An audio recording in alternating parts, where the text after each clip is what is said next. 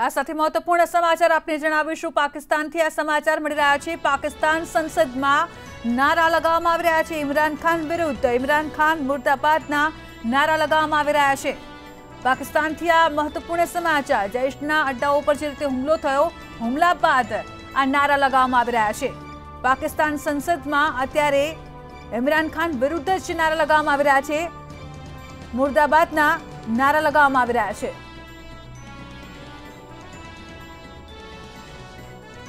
તો જે રીતે પાકિસ્તાનથી આ મહત્વપૂર્ણ અહેવાલ મળી રહ્યા છે તે આપને જણાવી રહ્યા છે કે પાકિસ્તાનના સંસદમાં ઇમરાન ખાન મુર્દાબાદના નારા લાગ્યા છે। જે રીતે જૈશ એ મોહમ્મદના તમામ જે અડ્ડાઓ છે, 3 જેટલા, બાલાકોટ, મુઝફ્ફરનગર અને ચકોટી, તેના ઉપર વાયુસેના દ્વારા જે કાર્યવાહી કરવામાં આવી સવારે 3:30 વાગે 200 થી 300 આતંકવાદીઓને ઠાર કરવામાં આવ્યા। તે બાદ અત્યારે પાકિસ્તાનના સંસદમાં ઇમરાન ખાન મુર્દાબાદના નારા લગાવવામાં આવી રહ્યા છે। એટલે હવે ક્યાંક ને ક્યાંક એવું લાગી રહ્યું છે કે ઇમરાન ખાનનો ત્યાં પાકિસ્તાનમાં વિરોધ થઈ રહ્યું છે। ત્યારે હવે ચોક્કસથી કહી શકાય કે પાકિસ્તાન પણ મોટી કાર્યવાહી ગમે ત્યારે કરી શકે છે। એટલે ભારતે પણ સજ્જ રહેવું એટલું જ જરૂરી છે।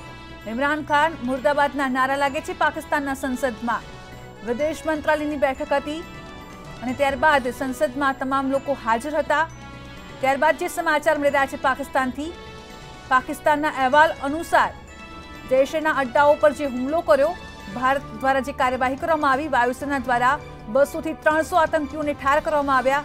ત્યારબાદ ઇમરાન ખાન મુર્દાબાદના નારા લગાવવામાં આવી રહ્યા છે પાકિસ્તાનના સંસદમાં। સર, શું